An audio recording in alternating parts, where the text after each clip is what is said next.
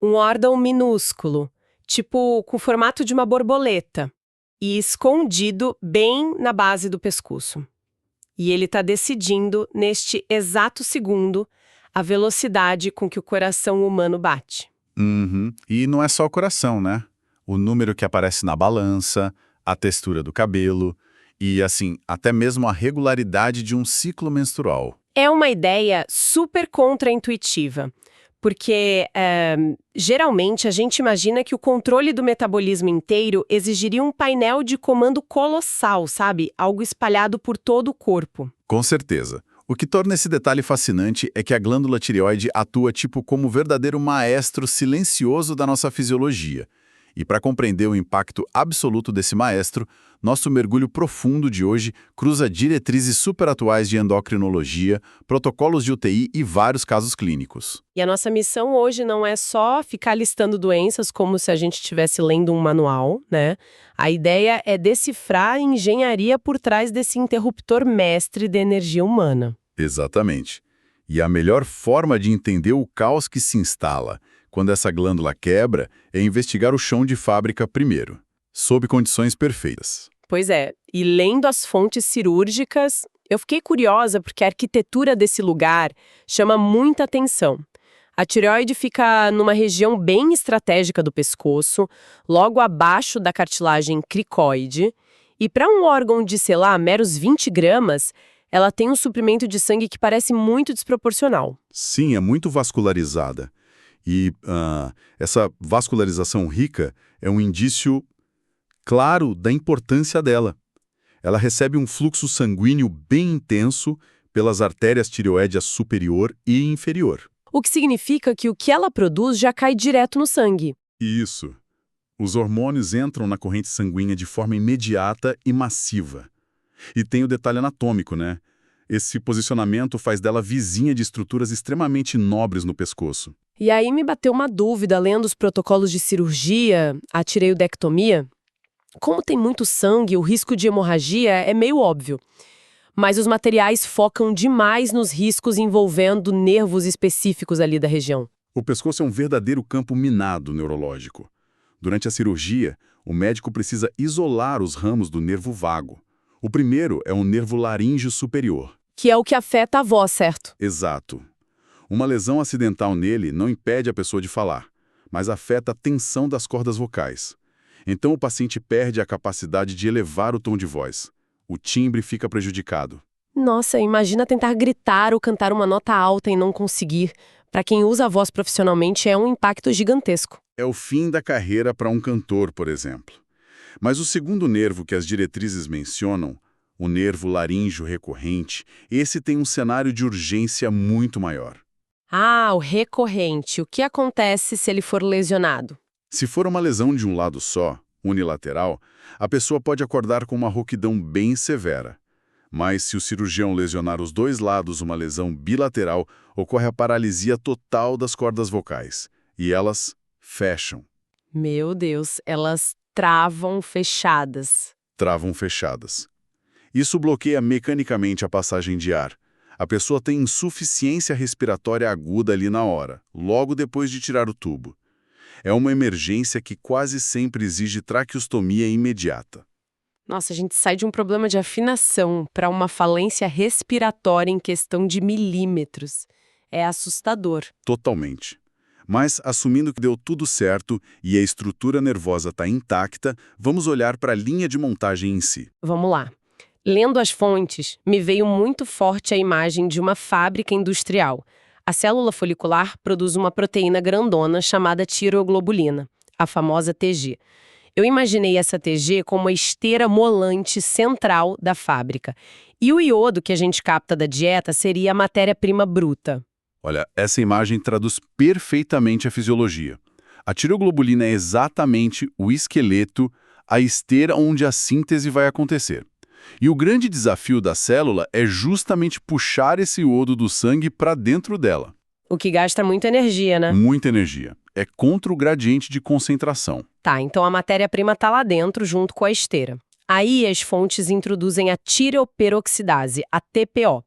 Na nossa analogia, a TPO seria tipo o braço robótico da fábrica, aquele que faz a soldagem. Perfeito. A TPO é a operária mais importante dessa linha. É ela que fixa os átomos de iodo na molécula de tireoglobulina, e o produto final depende de quantos átomos de iodo ela consegue grudar ali. Se ela anexa 3, é o T3. Se anexa 4, é o T4. Exatamente. Triiodotironina e tiroxina. E aqui tem um mito enorme que a gente precisa quebrar para quem está acompanhando a gente. Qual? O lance de achar que é um hormônio só. Isso. O pessoal fala hormônio da tireoide, no singular. Mas a glândula produz tipo 20 vezes mais T4 do que T3. Só que o T4 é praticamente inativo para gerar energia. Eu li isso e achei incrível. Ele dura dias no sangue, mas não faz o trabalho pesado. É como se o T4 fosse um cheque pré-datado, né? Adorei essa comparação, um cheque pré-datado. É tipo, o corpo tem o cheque, ele tem valor, mas você não pode comprar nada com ele na hora. O corpo precisa ir lá, descontar esse cheque e transformar em dinheiro vivo, que seria o T3. E o corpo faz isso usando enzimas chamadas desiodases, que são como tesouras biológicas. Elas cortam um átomo de iodo do T4 e, bum, ele vira o T3 ativo ali mesmo, dentro da célula. Ah, então é o próprio tecido que decide a hora de descontar o cheque? Exato. O fígado ou o músculo decidem o próprio ritmo metabólico, não importa o que a glândula lá no pescoço esteja fazendo no momento. Mas peraí, se a glândula fica jogando essa reserva enorme de T4 no sangue o tempo todo, tem que ter algum controle, né? Um gerente fiscalizando o estoque para saber a hora de parar? E tem. E o verdadeiro gerente não fica no pescoço, fica no cérebro, na hipófise. A hipófise secreta o TSH, que é o hormônio estimulante. Esse gerente fica medindo o tempo todo os níveis da fração livre do T4 no sangue. O famoso T4 livre dos exames de sangue. Esse mesmo. Se o T4 livre cai, a hipófise grita mandando mais TSH. Manda acelerar a fábrica. Se tem muito T4 no sangue, o TSH cai para quase zero, mandando parar a esteira. Ou seja, o T4 livre é o que tem no estoque, e o TSH mostra o nível de estresse do gerente tentando controlar a situação. Uma leitura perfeita. Tendo todo esse maquinário em mente, a gente entra nos cenários clínicos onde o gerente perde totalmente o controle. A linha de produção simplesmente enlouquece. Chegamos no hipertireoidismo. Aí o caos se instala. Como o T3 ativo dita velocidade, ter excesso dele é tipo colocar todas as células pisando fundo no acelerador sem nenhum freio. O impacto sistêmico é profundo, né? Eu vi que o metabolismo vira uma fornalha. O corpo gera muita energia que é desperdiçada em forma de calor. Sim, a clássica intolerância ao calor. O paciente soa o tempo todo e o sistema nervoso fica hiperestimulado. Insônia, inquietação, aqueles tremores finos nas mãos. E tem um sintoma que eu achei bizarro. A polifagia com perda de peso. A pessoa come feito uma draga, o dobro de calorias e as roupas começam a cair. O fogo metabólico incinera o combustível mais rápido do que a digestão consegue repor. Mas atenção, tem uma armadilha médica super perigosa aqui que as fontes destacam bem. A tireotoxicose apática nos idosos. Isso. No jovem, o quadro é esse drama todo, agitação e perda de peso, mas o coração e o cérebro de um idoso não reagem assim a esse banho de T3. Eles não ficam agitados. Não, eles podem ficar letárgicos, sem apetite, com uma fraqueza profunda e o pior acontece no coração. O miocárdio envelhecido entra em colapso elétrico e gera uma fibrilação atrial. Nossa! Então chega um idoso apático, emagrecendo e com fibrilação no pronto-socorro. O médico pode diagnosticar demência ou insuficiência cardíaca e errar feio se não pedir o TSH, né? Exatamente. É um diagnóstico que passa batido se não tiver malícia clínica. E o gatilho primário mais comum para toda essa aceleração em mulheres na faixa dos 40 anos é a doença de Graves. O mecanismo do Graves parece, sei lá, um filme de espionagem. O nosso sistema imune produz um anticorpo chamado TARAB, que é basicamente um gerente impostor. Uma fechadura falsa perfeita, né? Ele se liga lá na célula da tireoide e imita o TSH original. Ele manda produzir sem parar. Só que ele não escuta o feedback negativo, ele não aceita um para agora. Ele açoitada a glândula interruptamente. O tecido incha, multiplica e cria o famoso bócio difuso no pescoço. E tem aquela manifestação que todo mundo lembra, os olhos saltados, a exoftalmia. Lendo as fontes, eu descobri que isso não é culpa do hormônio alto, mas do próprio processo autoimune. Sim, é bizarro. Os mesmos anticorpos atacam os tecidos atrás do olho. Causam uma inflamação imensa, incha muito, e como o osso do crânio é duro, o olho é empurrado para fora. E tem um fator agravante pesado aí. O cigarro, né? O tabagismo multiplica absurdamente o risco e piora demais a inflamação ocular. Tá, e diante desse trem desgovernado, como é que freia? Eu vi que a primeira coisa não é consertar a glândula, é proteger o corpo, o coração. Eles usam beta-bloqueadores, tipo o propranolol. O propranolol é a estrela inicial. Ele abaixa a frequência cardíaca rápido. Mas tem um truque bioquímico fantástico. Em doses altas, ele inibe aquela tesoura biológica, a desiodase tipo 1. Então ele não deixa o T4 virar T3 na periferia. É um alívio duplo. Exato. Enquanto as drogas principais não fazem efeito, ele salva o paciente. Por falar em drogas principais, as antitireoidianas, os textos falam que o metimazol é a primeira escolha. Mas vira e mexe, eles citam outra droga, o PTU, o próprio tiurocil. Se o metimazol é tão superior, por que eles não largam o PTU de vez? O metimazol é melhor, tomam uma vez por dia e afeta menos o fígado. E os dois têm o risco de agranulocitose, que zera os glóbulos brancos e deixa a pessoa suscetível a infecções letais. Mas o PTU sobrevive por 2 regras de ouro que não dá para quebrar. Quais? A primeira é a gravidez.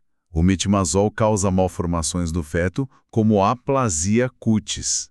Então, no primeiro trimestre da gestação, o PTU é obrigatório. Faz sentido. E a segunda? A UTI. Casos gravíssimos. Porque o PTU também bloqueia a conversão de T4 em T3, igual ao propranolol. Entendi. E se nada disso resolver? Aí o caminho é o iodo radioativo ou a cirurgia para remover a tireoide. O que leva a pessoa para o extremo oposto, que é o hipotireoidismo crônico. A fábrica fecha, tudo fica lento, pele seca, cabelo cai, a pessoa ganha peso por causa do edema. Aquele edema duro, o mixedema. A pessoa retém líquido debaixo da pele. O mais curioso que achei foi a pressão. No hiper, a pressão diverge.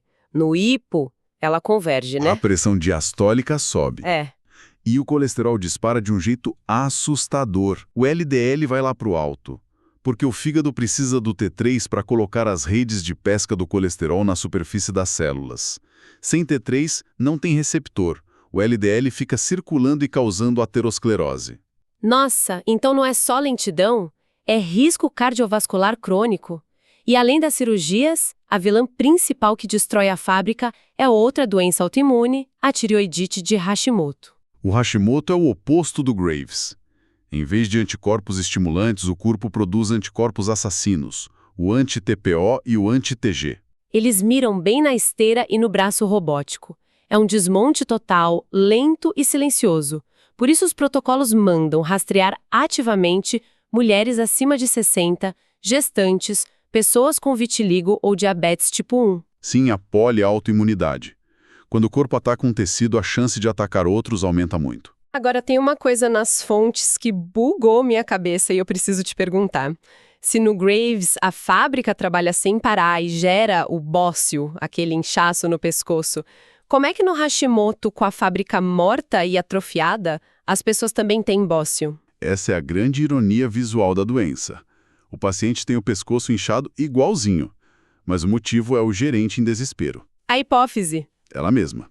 A produção cai, o TSH sobe para níveis estratosféricos. E o TSH não é só um estimulante de produção. Ele manda o tecido crescer. Esse banho de TSH faz as poucas células que sobraram aumentarem de tamanho descontroladamente para tentar compensar.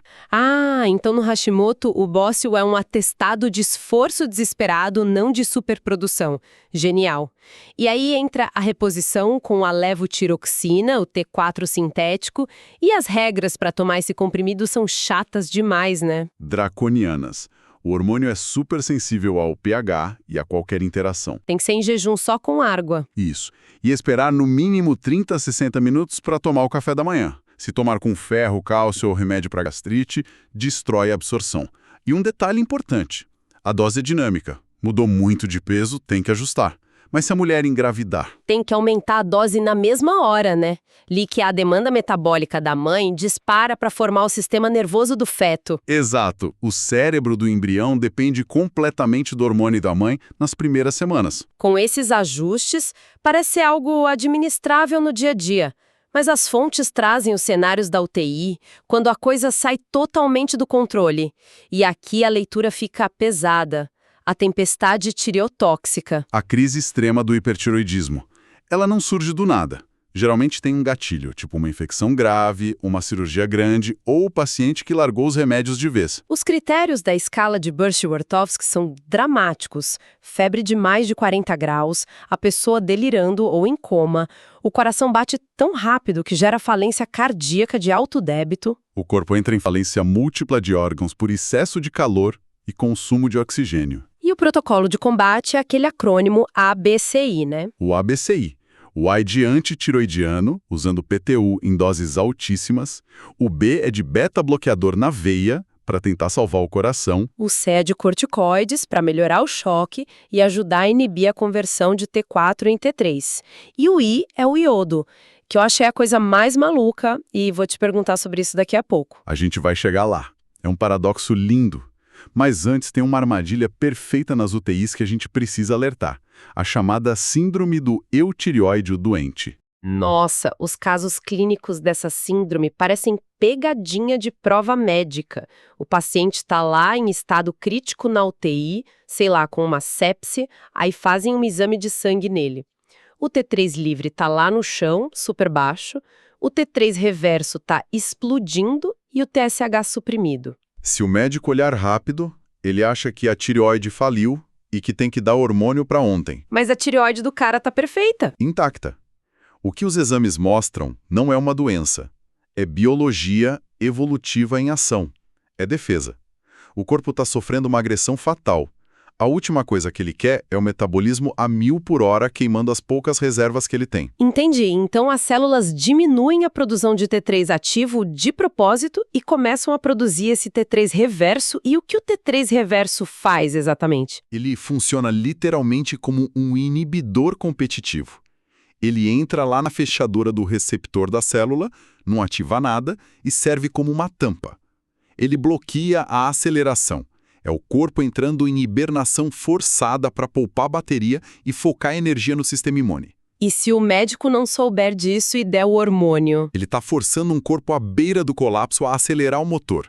Destrói o mecanismo de proteção e quase sempre piora o prognóstico do paciente.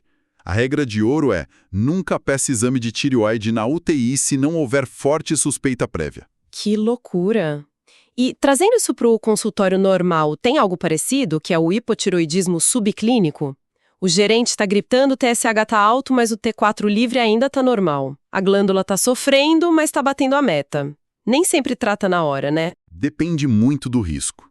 Se o TSH passar de 10, a gente trata. Se for uma mulher gestante ou um paciente jovem com risco de infarto, a gente trata mesmo se o TSH for um mais baixo, tipo entre 4,5 e 10. E se for um idoso de 80 anos? A gente segura a mão. Dar hormônio para um idoso só para consertar um exame de papel pode causar arritmias letais. Melhor deixar o metabolismo um pouquinho mais lento. O nosso mergulho profundo mostrou que o detalhe muda tudo.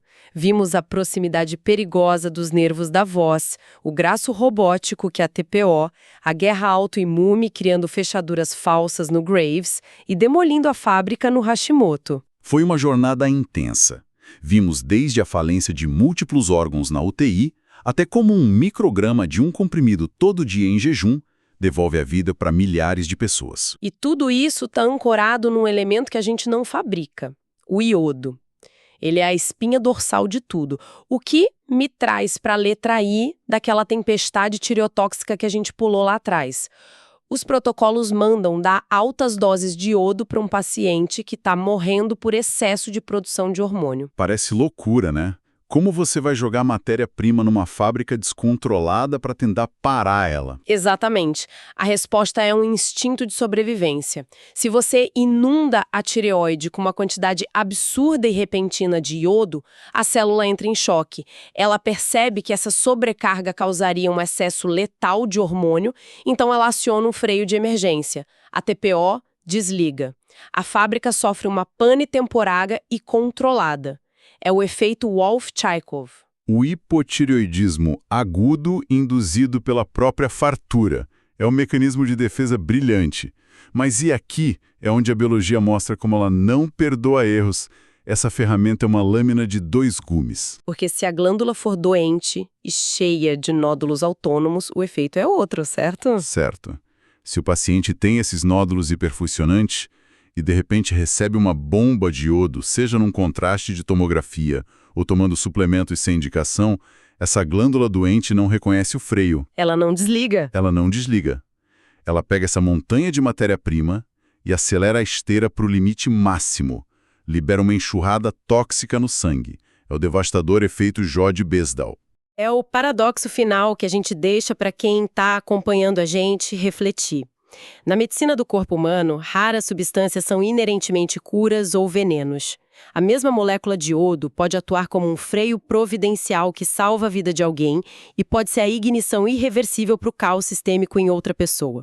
O comportamento da molécula é totalmente ditado pelo terreno orgânico onde ela cai. Continue investigando essas engrenagens. Até o próximo mergulho profundo.